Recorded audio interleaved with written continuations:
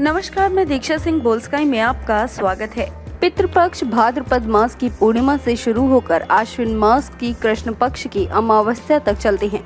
इन दिनों पितरों के मुक्ति के लिए श्राद्ध कर्म किया जाता है।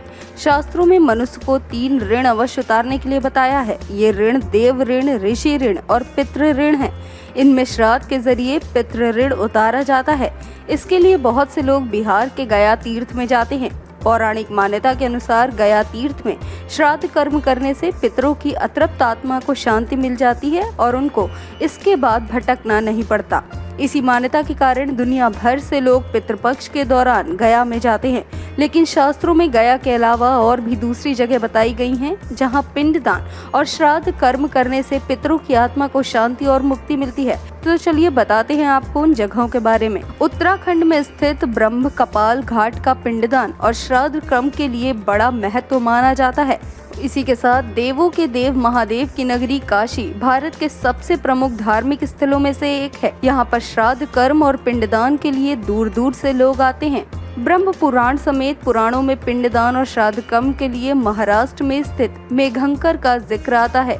यहाँ पर भी श्राद्ध कर्म और पिंडदान करने से पितरों को मुक्ति मिलती है। जहाँ गंगा, यमुना और सरस्वती का संगम होता है, वहाँ पितरों का तर्पण करना श्रेष्ठ माना गया है। प्रयागराज में पितृपक्ष के दौरान बहुत बड़ा मेला लगता है, जहाँ दूर दूर से लोग पिंडदान के लिए आते हैं।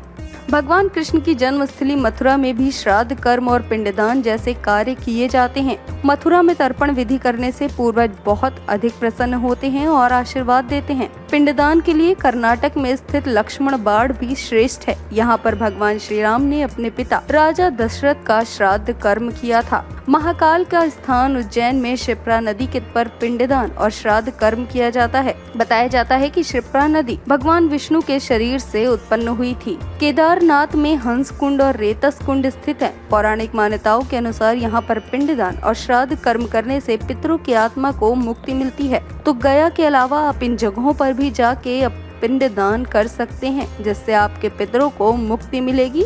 ये वीडियो आपको कैसा लगा हमें कमेंट बॉक्स में जरूर बताएं। वीडियो को लाइक शेयर करें, साथ ही चैनल को सब्सक्राइब करना मत भूलिएगा।